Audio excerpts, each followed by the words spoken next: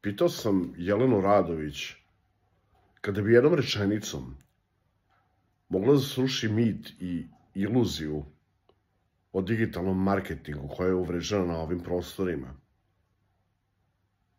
Koja rečenica bi to bila? Poslušajte odgovor. 25. oktobra 2025. godine Kinezi su uveli regulativu koja se tiče influencera, odnosno moraš da posjeduješ fakultetsku diplomu ili sertifikat koji je verifikovan, a da bi govorio na temu medicine, prava, obrazovanja. Razlog zbog koga sam počela ovu temu na ovaj način jeste da ne samo kod nas, već i u svetu imamo niz šarlatana koji se bave najrazličitijim temama. Svako danas sebe može da prozove stručnjakom, guruom, znalcem, ali se postavlja pitanje da li je zaista tako. S obzirom na to da su Kinezi, a i kao mnogi drugi, postavili već pitanja, moje pitanje je da li bi to trebalo da uvedemo i kod nas, odnosno svuda u svetu. Ako od mene tražite odgovor, smatram da bi trebalo uvesti određene granice, određene sertifikate i da jednostavno uključimo određene znanja kada govorimo na razne teme. Mnoge gurue, influencere i takozvane ili samozvane stručnjake prati jako velika količina ljudi. Samim tim oni ostvaruju određeni uticaj, a na društvenim mrežama svi smo urednici za sebe i ne postoji uređivačka politika kao na tradicionalnim medijima.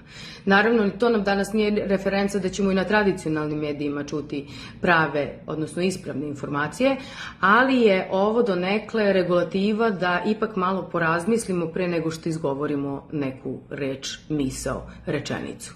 Jako je bitno da na različite teme slušamo različite ljude kako bismo kreirali sopstveno mišljenje, ali isto tako je jako bitno i koga slušamo, odnosno koga pratimo i čije mišljenje usvajamo. Ukoliko smo neobrazovani, ukoliko smo mladi, ukoliko je taj uticaj na nas jako veliki, postavlja se pitanje koga pratimo, na koji način i zašto smo se odlučili za to. Kada imamo više znanja i obrazovanja, mnogo lakše dolazimo do kritičkog mišljenja, kreiranja kolektivne svesti, odnosno svih onih koraka koji nas čine kompletnijim i pa možda i kvalitetnijim čovekom.